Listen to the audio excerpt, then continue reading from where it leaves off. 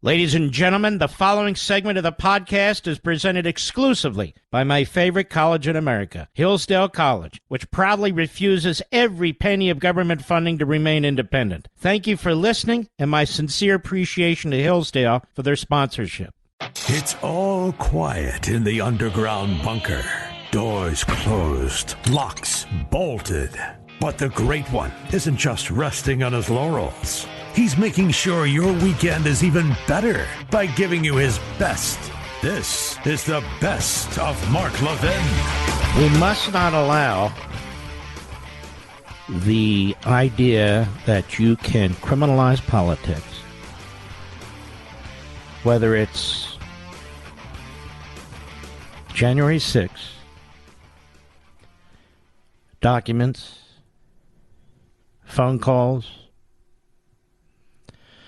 or what's going on in Manhattan, that is acceptable.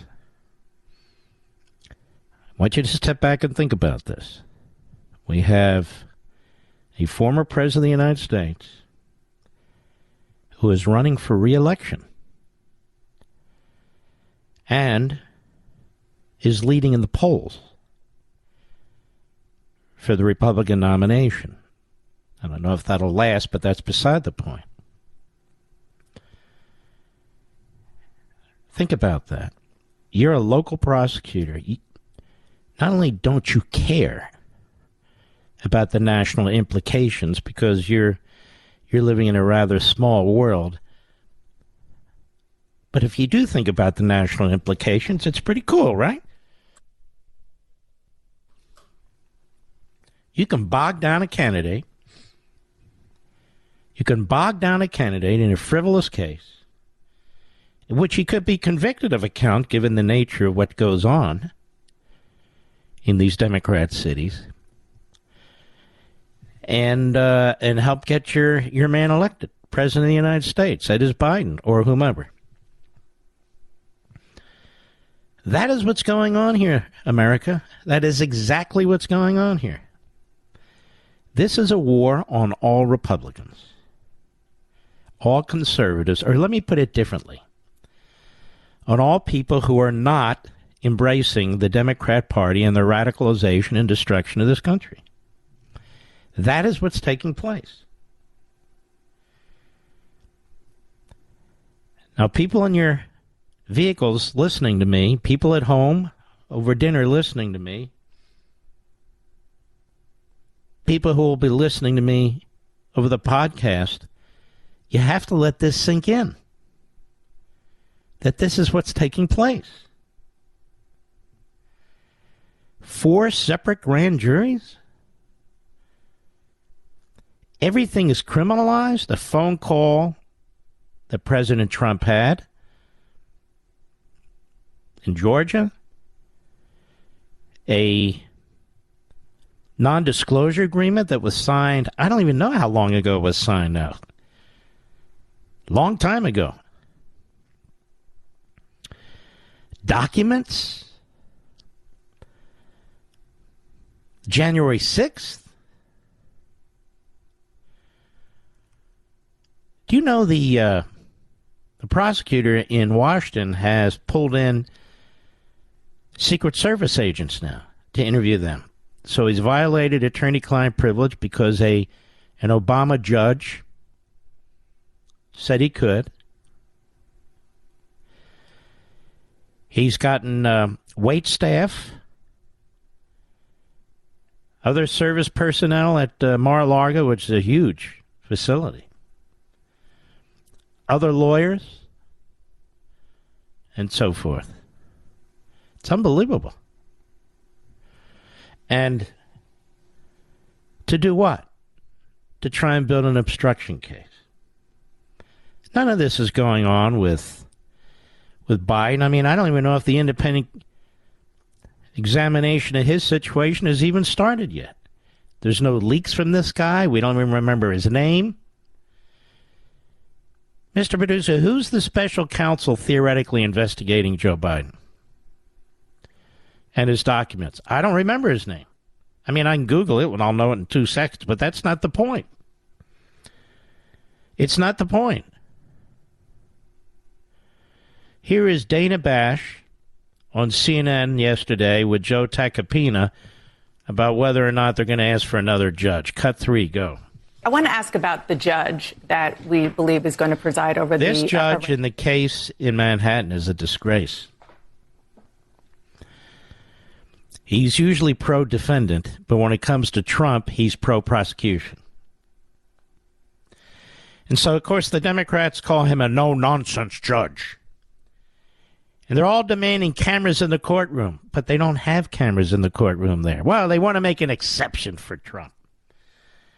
And they're all saying that he's going to have a gag order on Trump. Here's a man running for president of the United States. They're going to have a gag order on him while he's under constant attack by the Democrats.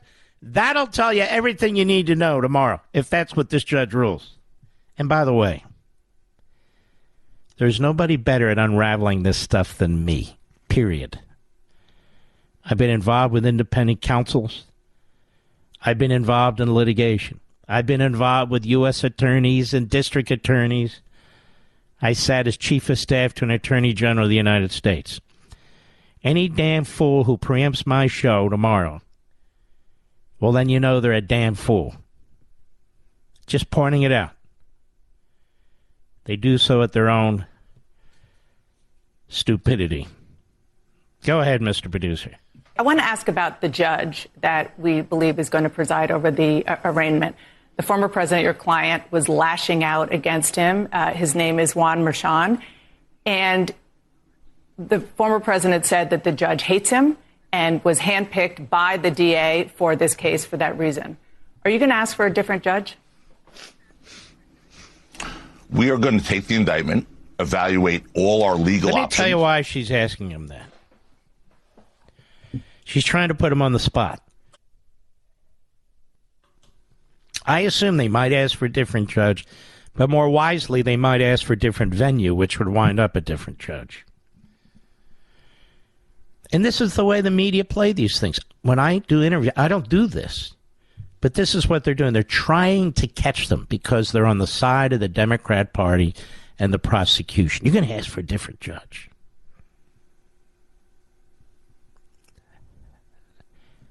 When in fact what they need to do is ask for a different venue.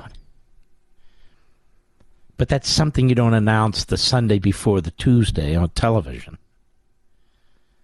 That's something you deal with the judge in the court.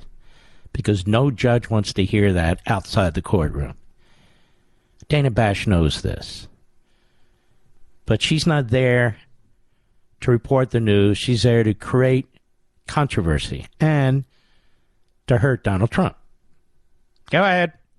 And pursue everyone most vigorously. This is a case of political persecution. Had he not been running for office right now, for the office of the presidency, which, by the way, the polls have shown since this has been announced, his numbers have gone up significantly. Had he not been running for presidency, he would not have been indicted. Well, but let's talk about the judge. There's no scenario where he'd been indicted. No, let's talk about the judge, because I want to create a controversy. I want you to answer my question before Tuesday in front of the court, where such motions are to be made in a proper fashion. And why else is she doing this, America? Because she wants to create a gag order on Trump. That's why. A gag order for Trump. Because the judge will say, what are you discussing all this on TV for? Go ahead. Judge. Will you ask for a different judge? Well, I just said we have to get the indictment, and then we'll evaluate every single legal maneuver. I have no issue with this judge whatsoever. Well, your client does. He says that he's a very good reputation. But my client has a right to have an issue with everything. He's been politically persecuted. Make no mistake about that, Dana. Whether you sit on the right or the left, or you're a supporter or detractor of Donald Trump, this should really bother you. This should really shake the core of what we believe our justice system should be about. It should not be weaponized to go after political opponents. So you don't believe this judge is biased? He's lashing out because he's the victim. I have no reason to believe this judge is biased. I've not been before him on this matter. So we have to let this process play out. Mm-hmm. But she doesn't want to. She wants to influence the outcome. And this is why this is so disgusting. Now, they bring Lanny Davis on CNN. Lanny Davis has been a lawyer for a long time in and around Washington. Those days when he used to represent Clinton, remember him? He's a nice enough guy, but he's a hack, a Democrat Party hack. And he has been Michael Cohen's lawyer. So, of course, they bring him on CNN, and they're not going to tell you his background as a Democrat Party hack. Cut 5, go. You just heard I did. What he said, that Michael Cohen cannot be trusted. You have said, quote, everything that Michael Cohen has testified to is surrounded by documentation and corroboration. So I want to be clear. Do you have, and have you submitted to this DA, documentation, evidence, beyond Michael Cohen's testimony, that Donald Trump directed or at least caused Michael Cohen to conduct? That shouldn't be the question. The question should be, is Tacopina right? You asked Tacopina. He told you that Michael Cohen is incapable of telling the truth. And he is incapable of telling the truth. And he's now going to have a civil lawsuit from Dershowitz, Alan Dershowitz. And we'll be rooting for Dershowitz in that case because the woman who accused Dershowitz of all kinds of nasty things related to the Epstein matter, you can tell when somebody's innocent by the way they respond. He brought a case. He's been loud about it. He's been upset about it. And she pulled back. Said that she could have misidentified him. And Dershowitz was not going to be shaken down, period. And that's how you react. That's how I would react. And in the case of Cohen, he was on TV. He said that about Dershowitz. He regurgitated it, even though he knew the facts. Didn't matter. There is contemporary written information from Cohen that this money came from him, not from Donald Trump, and that he did it because he was trying to protect his client and so forth. He was trying to ingratiate himself with... The guy talks, you can see what an idiot he is. He's a dumb guy. He's a dumb guy who weaseled his way into power. Well, we bring Lanny Davis on, and let's see how much we learned from Lanny Davis here. Cut 5, go. In these business records. Yes. Do you mind if I answer your direct question and then make a comment about Please. Mr. Tacopina? First of all, the answer is yes. Michael Cohen submitted a lot of documentation, not only to this group of prosecutors, but so to what? the earlier. So what? You can submit a lot of documentation all you want. Documentation of what? Did he submit the documentation about his other lawyer, making it abundantly clear that Michael Cohen was responsible and not Donald Trump? Did he submit that documentation? I'm just curious. Go ahead. And there are other documents from other people and other testimony from other people, some of it direct, involving conversations with Mr. Now, how does Trump. Lanny Davis know this? He's not part of the prosecution. He has one client, Michael Cohen. And if this was discussed in the grand jury, why is Lanny Davis discussing it now? Meaning his client may well have told him about it, or the prosecution may well have told him about it. So why is Lanny Davis out there repeating it? Lanny, can you answer my question, please? You can call in if you want. Are you regurgitating information that was shared in the grand jury room? Because you don't have that right. People who testify do, because you weren't there. So somebody must have shared it with you. And now you're sharing it on CNN. I'm just curious. The leaks coming out of this prosecutor are constant. They're relentless. And there's been barely a public statement. It's all anonymous leaks. Just like in Washington, just like in Atlanta. This is the game, and it needs to be exposed. My question to Lanny Davis is, you're telling us about what other people said, apparently to the grand jury, other documents from other people, excuse me, were presented during the grand jury. Did your client tell you these things? Okay. So why are you repeating them on TV? What about that, Mr. Producer? Mark Levin.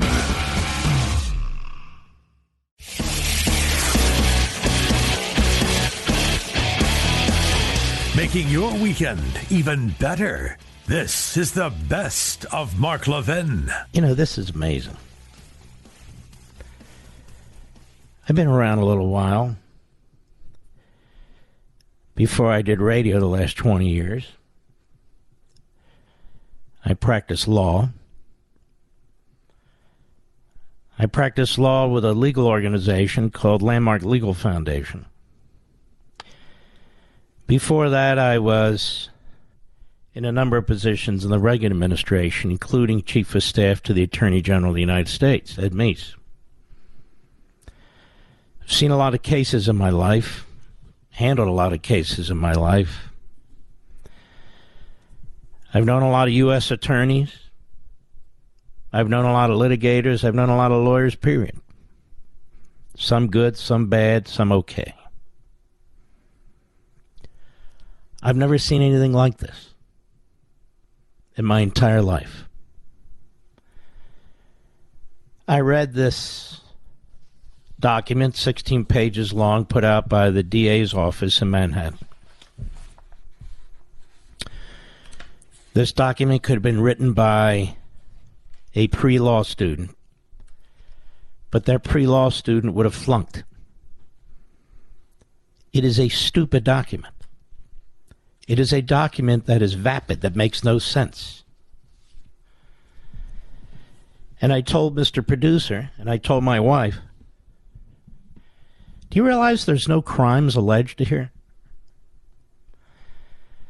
I read this thing. I said, they're not alleging any crimes or any actual crimes. They are making allegations, but there aren't any actual crimes here. Now, first of all, there's no federal offense that's even applicable to this. The DA has no jurisdiction on federal matters, as you well know, but it's more than that. Throughout this document, Bragg talks about underlying criminal acts, which turn these acts into felonies. What are the underlying criminal facts? That is, what are the underlying crimes that were covered up by this non-disclosure agreement? Do you know what they are, America? We don't know. We're assuming it's a federal campaign issue. But we actually don't know because he doesn't tell us. So key to the felony nature of what he's alleging, there has to be, under New York state law, an underlying crime that is being covered up by a bookkeeping act, a bookkeeping error, to make it a crime, to make it a felony, as opposed to a misdemeanor. He doesn't list any, not one.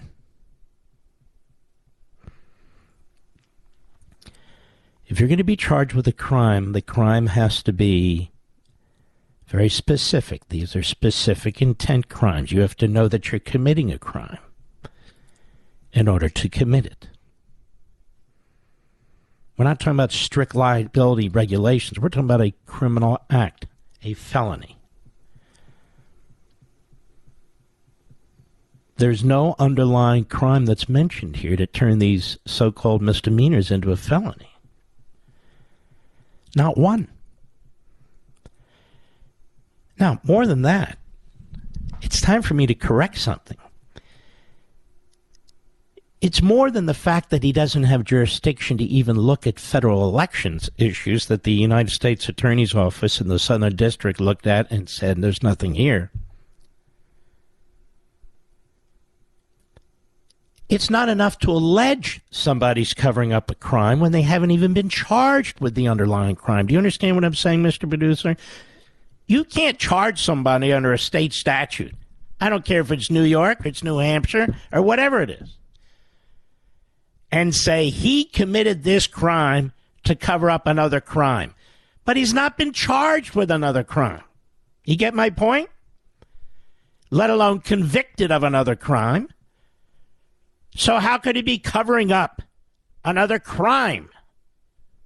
And it's not enough for a prosecutor just to assert he's covering up other criminal conduct. Well, what is it? I'm not telling you. Well, if you tell me, what was he charged with? Nothing. What was he convicted of? Nothing. Then how can there be an underlying crime?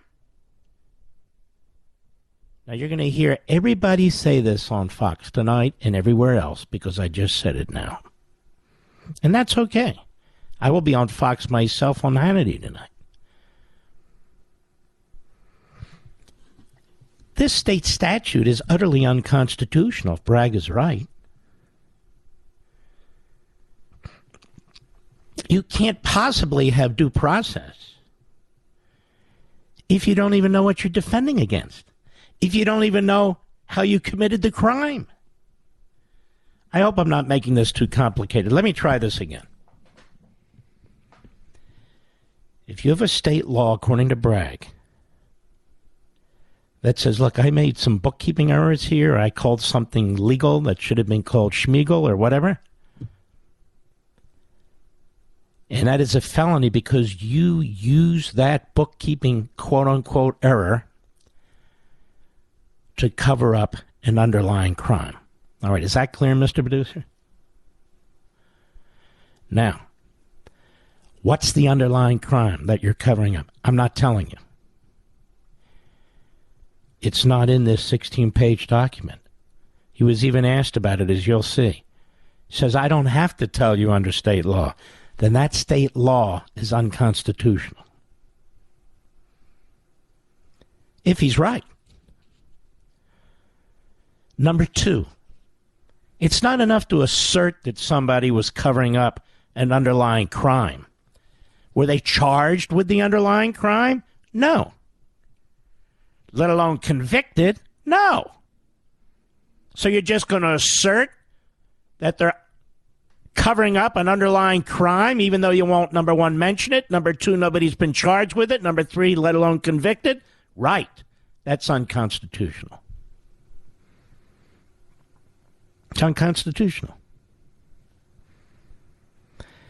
We also find out that the judge's daughter worked for Vice President Kamala Harris. Did you know that, Mr. Producer? He should have recused himself because of the appearance of a conflict of interest. That's the standard. Not even the fact of a conflict of interest. The appearance of a conflict of interest. The judge should have recused himself. That's the standard. That's the standard. Now, his daughter has since moved on from working for Kamala Harris. She's the partner in a far-left group digital strategies firm called Authentic Campaigns. She's worked on a number of Democrat campaigns. She used to work for Kamala Harris. Why is this judge still on this case? It's clear when you have an appearance of a conflict of interest. Whether you feel you're conflicted or not is beside the point. And, of course, Bragg should have been disbarred when he ran for office, alleging that he was going to get Trump or indict Trump. That's it. You're gone. That's it. Now, furthermore, there's so many bad things about this. Bragg says, I'm not going to normalize crimes, financial crimes like this. I'm not going to normalize them. No, he's going to normalize murder and theft and assault and rape and acts of anti-Semitism under New York hate crimes, and on, as my wife pointed out to me. He's more than happy to normalize crimes. But there's no crime, folks. There's not even a crime that's properly alleged here. No actual crime is alleged here. And you're going to hear this regurgitated now. There's nothing here. There's nothing in this 16-page document. Nothing. Well, the underlying crime, what is it? I'm not telling you. You don't get to play games like that when you're a prosecutor. The defendant and the defendant's lawyers have a right to know what exactly you're charging them with. I'm going to let you hear his statement a little later. But I want you to hear this question to Alvin Bragg. Cut 2, Mr. Producer. Go. Mr. Bragg, the indictment says that there were 34 false business records.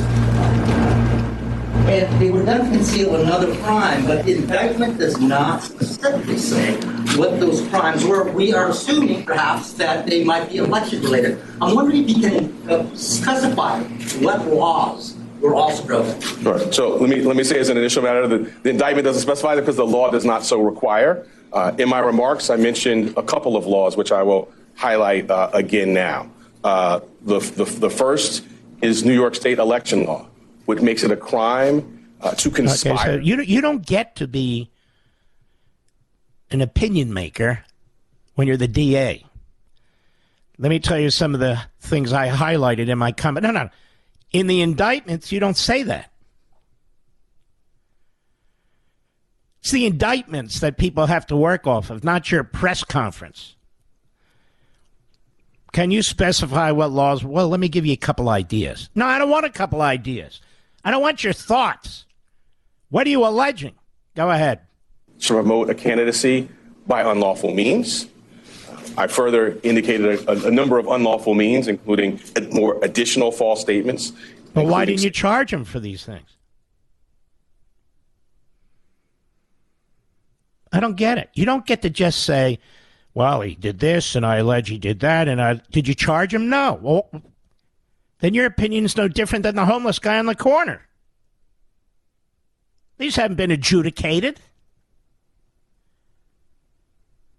That's why you're here, America. Go ahead. That were planned to be made to tax authorities. I also noted the federal election law cap on contribution limits. But why weren't there those crimes charged? Why wasn't he charged with those crimes? Well, I'm not going to go into our deliberative process on what was brought. We're not asking you to go into your deliberative process. You know, this guy's stupid. I've concluded he's a moron. Somebody else is running this office. And I think I know who it is. It's the Chief Assistant DA, Meg Reese. This guy's too stupid to come up with even this convoluted and stupid list of charges. Meg Reese, as Gateway Pundit pointed out, as commentator John Cardillo pointed out, this Meg Reese, the deputy in the office, is the real Svengali. And they went back and looked at her social sites, and she has posted one Trump-hating post after another, retweets them. Make America intelligent again, dump Trump. She retweeted that.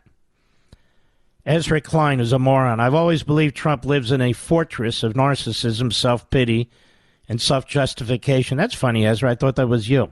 But watching some of the statements he's submitted to making in recent days, I do wonder if it's beginning to dawn on him how he'll be remembered, how he'll be seen. She retweeted that.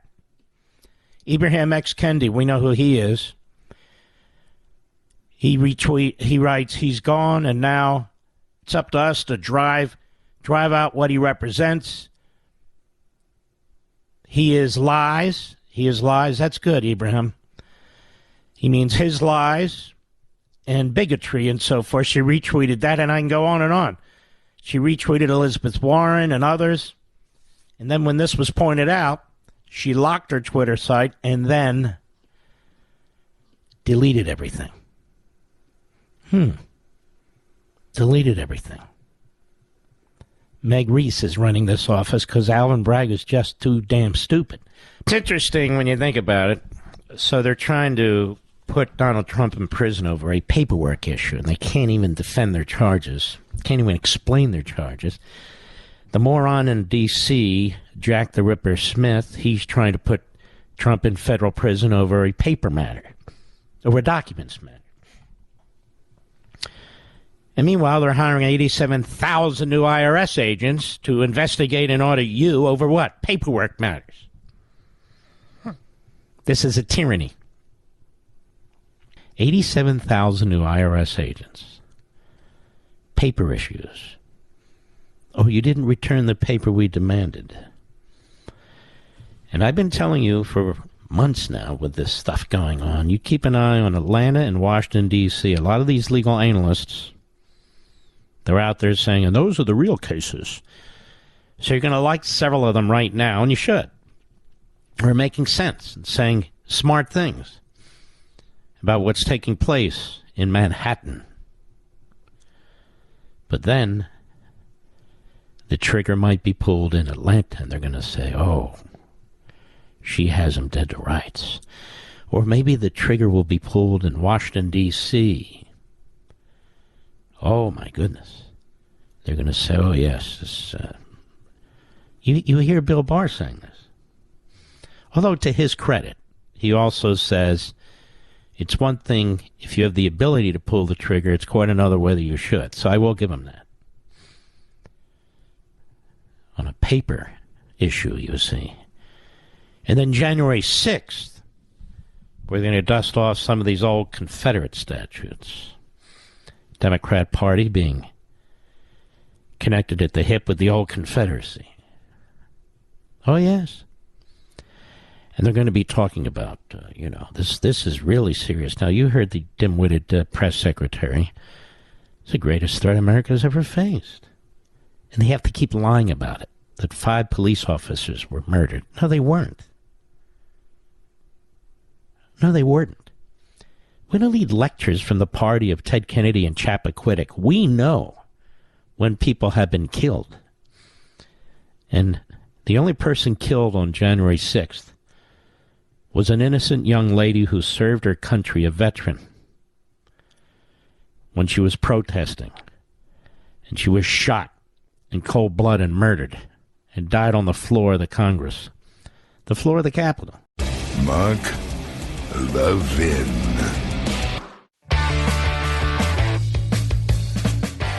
You're listening to the best of Mark Levin. I want to read you something for a reason. Stick with me. From the Los Angeles Times. This is a few years back during the Clinton presidency. The chief of China's military intelligence secretly directed funds from Beijing to help re-elect President Clinton in 1996. Former Democratic fundraiser Johnny Chung has told federal investigators. Chung provided damning testimony before a federal grand jury that the Chinese government wanted Clinton re-elected. Charlie Tree, a longtime friend of President Clinton, raised $1.2 million in foreign dollars for the Clinton Legal Defense Fund and the DNC. Los Angeles Times also reported James T. Riotti, another longtime friend of Bill Clinton. He had extensive ties to Communist China, and his banking group acknowledged in court papers they made millions of dollars in illegal campaign donations to Democratic presidential and congressional candidates dating to 1988, including hundreds of thousands of dollars to Clinton's first campaign for the White House in 1992.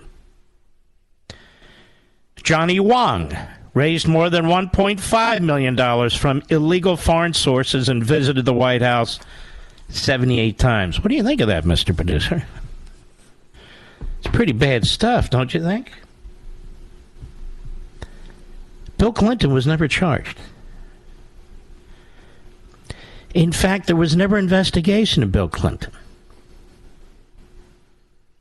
by the Department of Injustice under Janet Reno, and she refused to extend then independent counsel Ken Starr's portfolio to include this.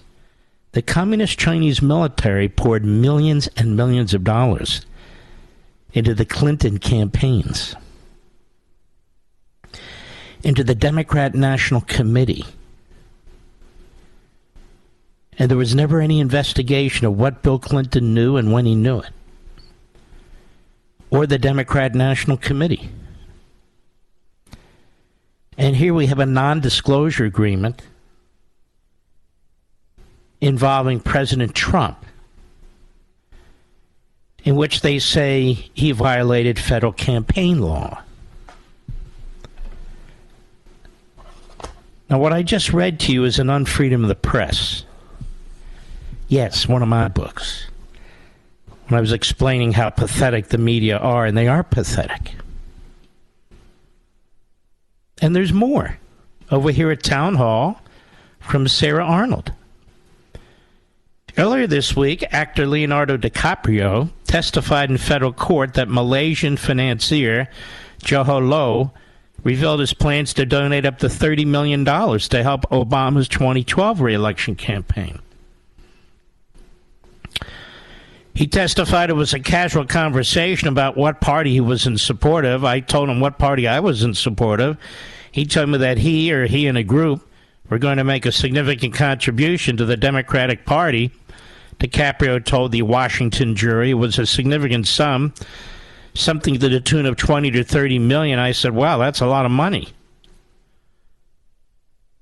Lowe allegedly recruited Broxel Bras Mikkel, the founding member of the iconic 1990s hip-hop group The Fugees, to help fund a large amount of money to Obama's re-election campaign.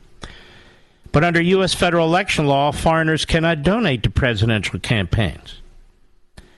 Lowe is facing federal criminal charges for allegedly embezzling $4.5 billion from Malaysia's 1MDB sovereign wealth fund. DiCaprio is a crucial witness due to his relationship with the financier, who also helped fund the actor's 2013 movie, The Wolf of Wall Street. In 2018, the Department of Justice reached a civil settlement with the film's production company, which forfeited $60 million, which was found to have been stolen from 1MDB. Since then, DiCaprio has been cooperating with the U.S. government. According to prosecutors, Mikkel, who could wire the money from Lowe's account into Obama's campaign without being detected. They also believe he worked with others to persuade the Trump administration to stop investigating Lowe. But since the news broke, Lowe's been a fugitive and is being believed to be hiding in China. Other people involved have been charged with bribery, money laundering, and other crimes. Wow. Tens of millions of dollars may have wound up in the Obama campaign. Anybody investigating Obama, Mr. Producer? Wow, ladies and gentlemen. No non-disclosure agreement there from years and years and years and years ago. I just want to point out how this works, America. But there's even more. From Hot Air, Ed Morrissey. FEC Commissioner to Bragg, we already concluded no crime took place, pal. If you slice and dice one payoff into 34 misdemeanors with the intent to claim each action intended to cover up a serious crime, shouldn't you name that crime? Alvin Bragg still hasn't done so, despite going through with an arraignment, what appears to be a secret charge of some sort. Presumably, Bragg will argue that Donald Trump violated federal campaign finance laws and falsified business records to cover it up. That isn't the only possibility, but that has been the leading theory. That theory of the crime has two big problems, though. First off, the Federal Election Commission and the Department of Justice have jurisdiction, as you folks know, not a county DA. And second, as one FCC commissioner explained yesterday afternoon to our buddy Paul Bedard at the Washington Examiner, the FEC already investigated it. And they already concluded no crime had been committed by Trump, as did the Department of Justice. Here's what it said. A key member of the FEC today rejected the Manhattan DA's indictment of former President Trump as a violation of federal election laws. It's not a campaign violation. It's not a reporting violation of any kind, said FEC Commissioner James E. Trey Traynor. Boy, that's like four names, Mr. Producer.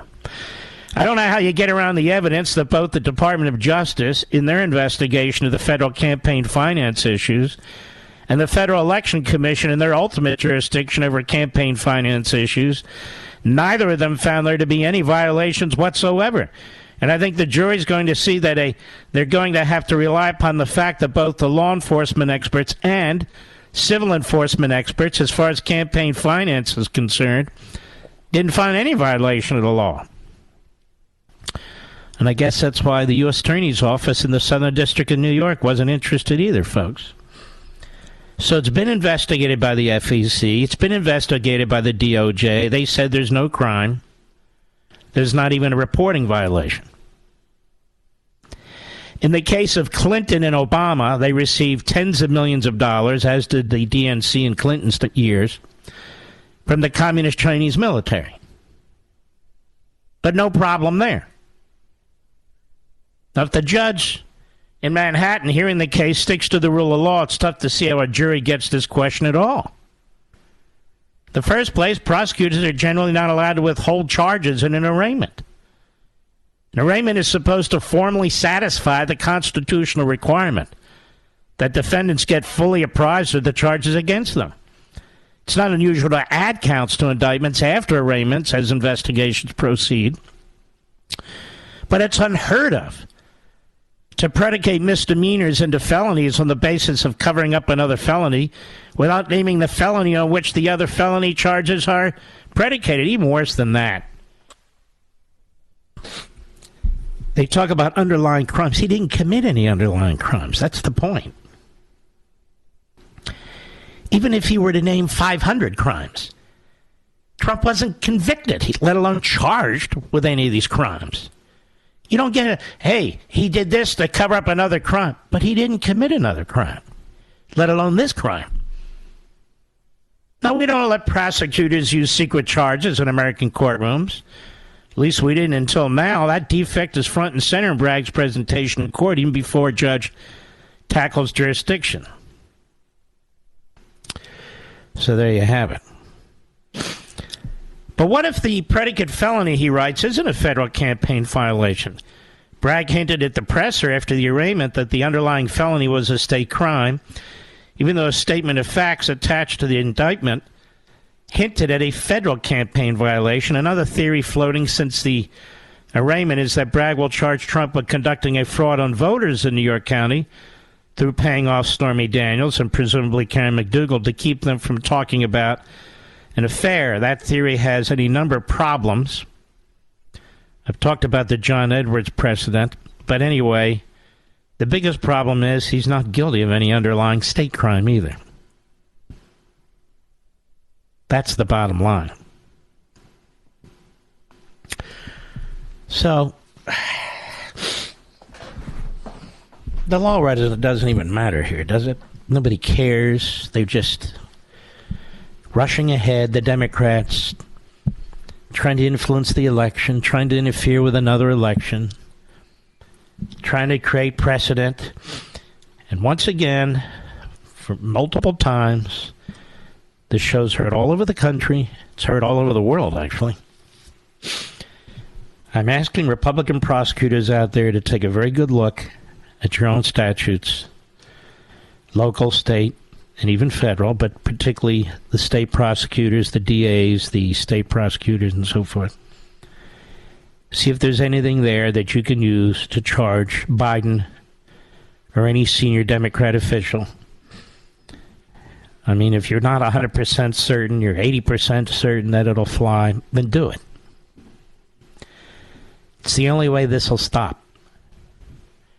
Do it. Because otherwise, this will continue. You'd be doing it for your country. You'd be doing it in the name of the law. It is a legitimate reply and response. It's the only way to at least begin the process of clawing us back from the abyss, because we're already falling into the abyss. But I wanted you to be aware of Johnny Chung and Charlie Tree, many of you remember, and then the monies that flowed into the Obama campaign and how people really didn't want to look. Oh, let's not look. Let's look askance. A what? Askance. And, of course, it's the same reason they won't dig into Joe Biden, who's been bought and paid for by the communist Chinese, and that's why they're on the move. That's why they've gotten as far as they've gotten under this administration. In our hemisphere, in Africa, the Middle East, obviously in Southeast Asia. They've gotten this far because Joe Biden is bought and paid for. Mark Levin.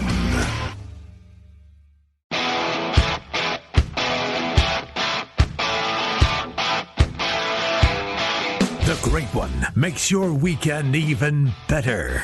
This is the best of Mark Levin. IRS and Treasury Department officials said today that they will use $80 billion in new funding for the tax service to claw back unpaid balances from high-income earners and complex businesses, restoring audits on those taxpayers to higher rates from more than a decade ago and to boost consumer service resources for middle and low-income tax filers. This is all propaganda. This is all propaganda. 87,000 IRS agents. They need to be busy with the other 80,000 IRS agents. I want you to think about that. That's 170,000 IRS agents. You think they're there just to go after billionaires? You don't need 170,000 IRS agents to go after billionaires. They're going to retool the IRS. They're only going to go over the wealthy. You know, I keep going through this, and you know what's interesting about this article? Nowhere do they define what the wealthy means. It's like democracy. I mean, the communist Chinese talk about the Democratic Republic of this. Castro talks about democracy. So democracy means everything, and democracy means nothing. The people. People commit genocide on behalf of the people. Pol Pot, Adolf Hitler, the people. Now, that's not this, but I'm just talking about language per se. So when they said we're going to go over the wealthy, okay, can you tell us who are the wealthy? Now, one of the reasons that they have to audit the poorest of the poor when they file taxes is because there's a lot of scams that go on. Illegal aliens, no offense. If you're here illegally, no offense, of course. Or other people who get basically subsidies, even though they claim that they're paying taxes in the media and so forth. The low-income taxpayers. Well, low-income taxpayers, I mean really low-income taxpayers, they get subsidies. They get health care subsidies for themselves and their kids. And they get stipends for themselves and their kids. The more kids you have, the more stipends you get. So that needs to be looked at. It's not like, hey, let's focus on the poor. So they're trying to make sure that fraud in these massive welfare programs and the redistribution programs is kept to a minimum. But they fail horribly at that as well. And they will never agree to what I believe ought to take place, a flat income tax or a flat national sales tax. Now, to have a national sales tax, you'd have to amend the Constitution. Sorry, you would. You have to amend the Constitution. There's nothing in the Constitution about a sales tax. You'll see there's a section on taxes in the original Constitution, and there is an amendment to the constitutional income taxes. So if we had a flat 10% tax, that would pay for everything. Except the Democrat Party base doesn't want to pay any taxes. That's the truth. The Democrat Party base receives more than it gives. That's why they keep expanding government programs, subsidies, redistribution of wealth. And when you look at Biden's budgets, he basically has, and there's exceptions to this, of course, Republicans subsidizing Democrats. That's what you're doing. Republicans are subsidizing Democrats. And that's how he does his budget. All right, the big news today was John Kirby. Did you know he's an admiral? He's an admiral. You know why he's an admiral? because they kept pulling them up one rank after another, after the rank ladders, one step after another. The guy has been in PR his entire life.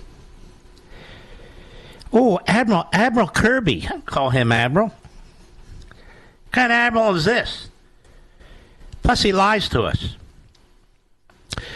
So the withdrawal from Afghanistan is Trump's fault. Did you know this? They change all of Trump's policies, but this policy they couldn't figure out how to change. Joe Biden, Harry Truman used to say the buck stops here. I think we need a new sign for Biden, the schmuck stops here, because Biden takes responsibility for nothing. He takes all the oil out of the strategic oil reserve for emergencies. He sucks the lifeblood out of the country, and then, let's see, are we going to blame Trump or Putin? Maybe we should blame the rich, MAGA, extremist MAGA. Let's blame them. Here's John Kirby at the White House. Cut one, go.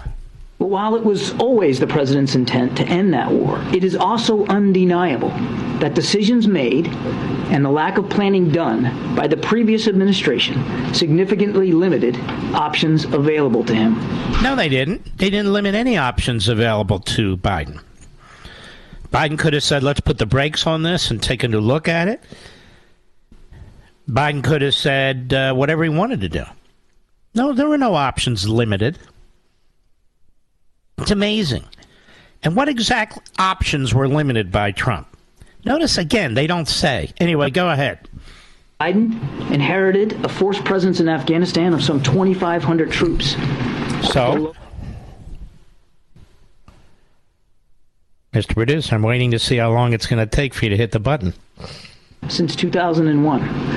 He inherited a special immigrant visa program that had been starved of resources. And he inherited a deal struck between the previous administration and the Taliban that called for the complete removal of all U.S. troops by May of 2021. Hello, dummy. Everybody knows what was agreed to there.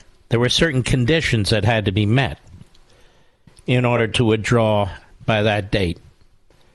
It's amazing. These guys don't even comply with the Constitution, but they find this thing. While we were backed up, we couldn't do anything. We had to deal with the Taliban. Like that matters. Go ahead.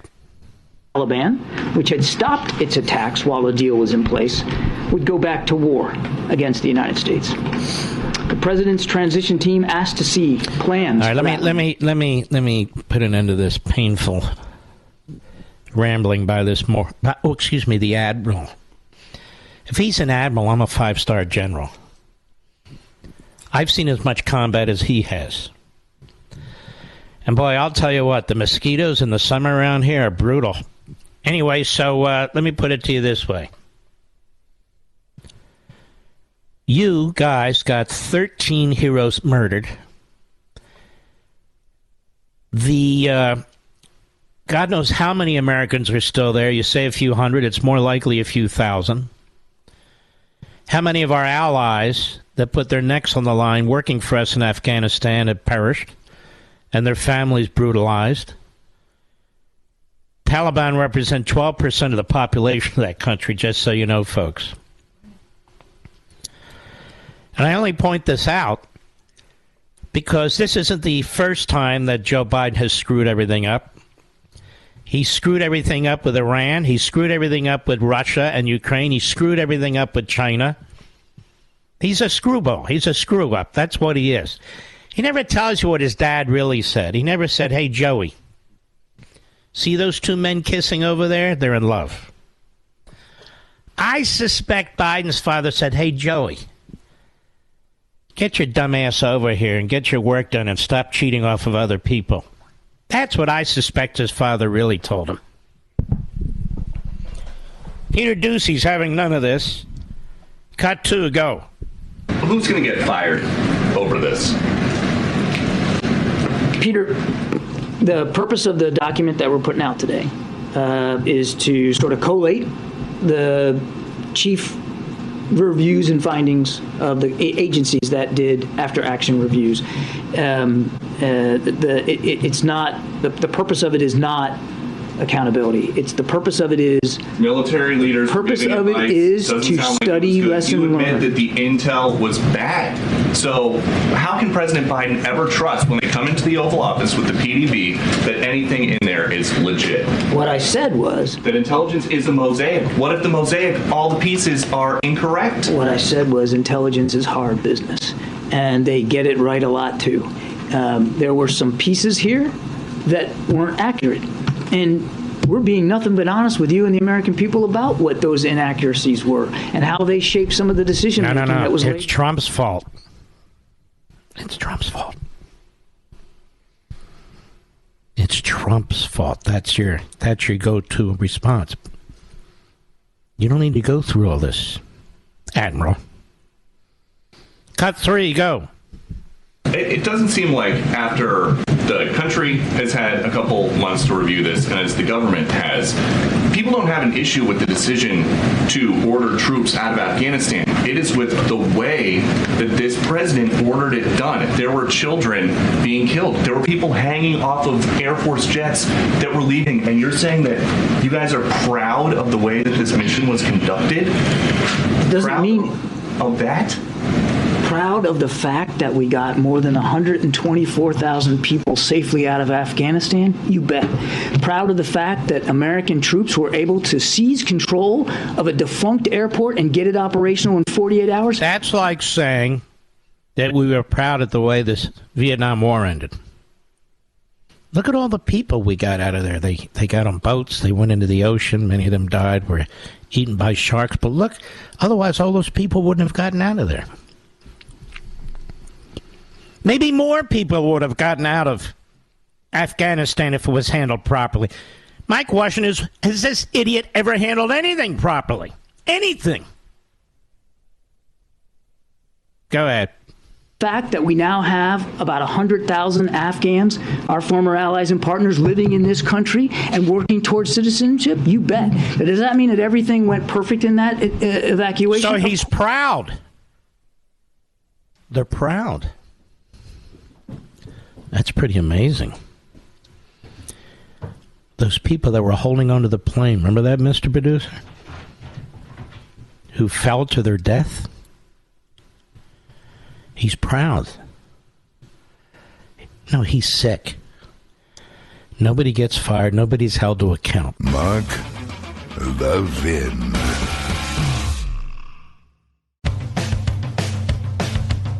We're giving you nothing but the best of Mark Levin. You know, it's amazing the amount of attention the major media are giving to the expulsion of 2 individuals, almost 3, in the House or the Assembly of Tennessee. And they tell you precious little of what these individuals did. They were on the floor of the House, and they basically shut down the operations. And they led a protest.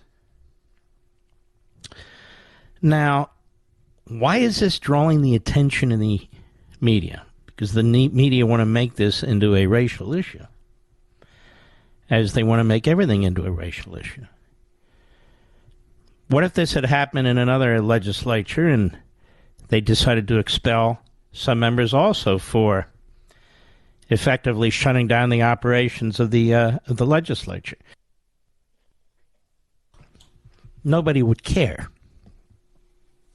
Nobody would care. Now, when Pelosi was the speaker, can you imagine if you had Marjorie Taylor Greene and Matt Gaetz and a couple others on the floor of the House leading a protest? What would happen?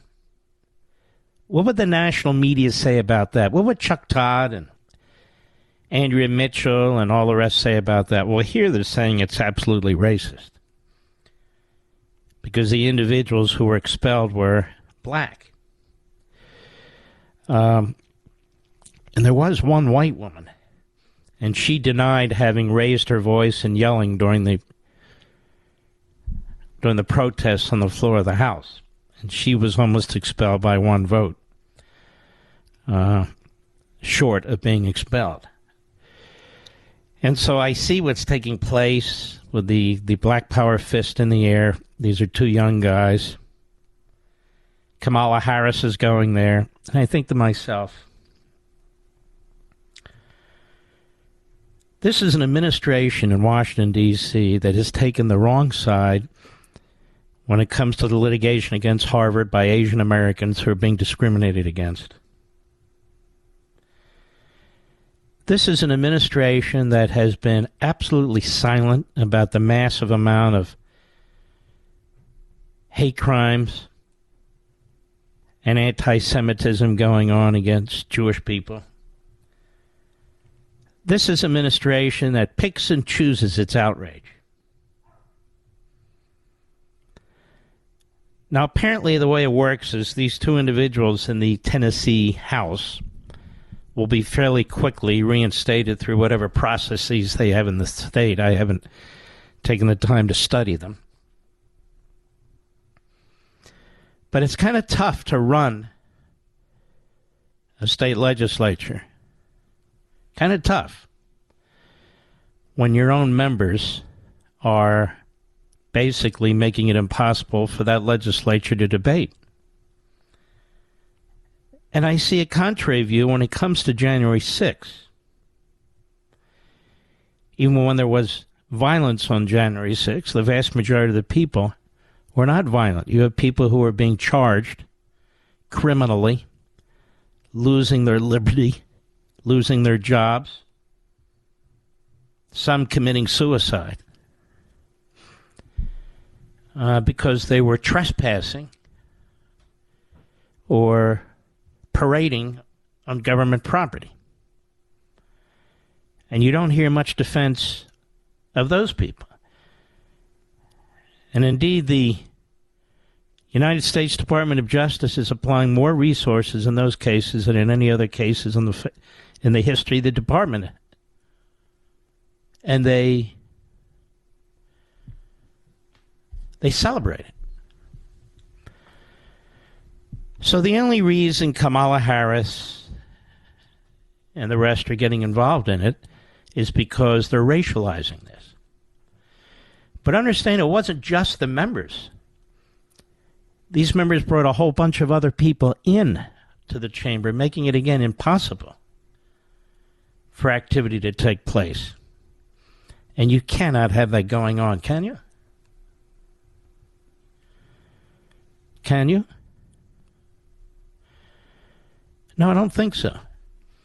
That doesn't mean you throw the book at people who were there innocently. You haven't heard me say we should criminalize it and all these people should be prosecuted and go to prison. I don't agree with that either. But it is amazing how the media conduct themselves in this country, which is really quite awful. They want us all at each other's throats. We shouldn't be at each other's throats. They want us all divided by physical features, which of course we shouldn't be. They want us all in a constant state of hate and jealousy and anger because they get better ratings that way. And, of course, they're ideologically driven in the media. Now, the Biden administration is completely out of control. They've sort of turned back to certain types of gas stoves that they want to get rid of, the high-end stuff, in other words, the kind of stuff restaurants use. The Biden administration has circled back. They want to eliminate the kind of light bulbs that you're used to purchasing. And so they're going to do that. So come August, you'll have to buy these LED light bulbs. You won't be able to buy these incandescent light bulbs. So the federal government's going to ban light bulbs again. And there's even more than that. The Biden administration is moving toward, quote-unquote, cracking down on gas cars. From Fox News, the Biden administration is weighing an aggressive proposal to implement the tightest ever federal regulations governing tailpipe emissions in an effort to boost electric vehicles. Now, what does that mean? They're going to make the emissions scientifically impossible, the emissions level, scientifically impossible to comply with. And that's how they plan to ban nationwide automobiles that run on gasoline. The EPA is expected to announce the new standards, which will impact cars manufactured starting in 2027. Next week, during a ceremony in Detroit, Bloomberg reported, citing officials briefed on the proposal. In a statement, the EPA confirmed the standards are designed to incentivize consumers to purchase electric vehicles. So they want to force you to buy electric vehicles against your will. The electrical grid is not ready to handle all this. It's going to be an enormous inconvenience to you, and they don't care. All done by executive order. All done by executive order. The proposal expected next week is set to be introduced as the Biden administration continues its aggressive push for more Americans to switch to electric vehicles and to electrify home appliances in an effort to combat global warming. This whole thing is a massive ruse. It's going to destroy our economy, and it's going to do more than that. It's going to do more than that. Chase Bank CEO says Biden's EV push could imperil national security and benefit China. There's no question about it. We're dealing with very stupid people who are driven by ideology. From Just the News, J.P. Morgan Chase CEO Jamie Dimon, a top Democrat Party donor and among the U.S. most powerful business leaders, is raising concerns about the Biden administration's electric vehicle push, saying such an agenda poses a national security risk. He says China and its economic muscle to dominate batteries, rare earths, minerals, semiconductors, or EVs could eventually imperil national security by disrupting our access to these products and materials. We cannot cede these important resources and capabilities to another country. And while the administration and others in the U.S.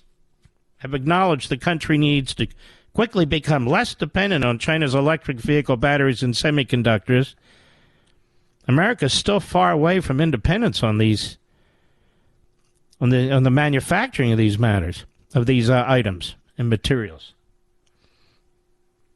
But they don't care, because we are driven by a religion, a new religion here. That's why. For years, I've told you about the degrowth movement. For years, I've written about the degrowth movement. Banning progress, banning prosperity. That's what's taking place here. Banning private property rights by executive order, by the Environmental Protection Agency. So-called environmental movement, as I wrote in American Marxism, my latest iteration of this. The movement of the 70s has devolved into another avenue to attack American constitutional republicanism and, of course, capitalism.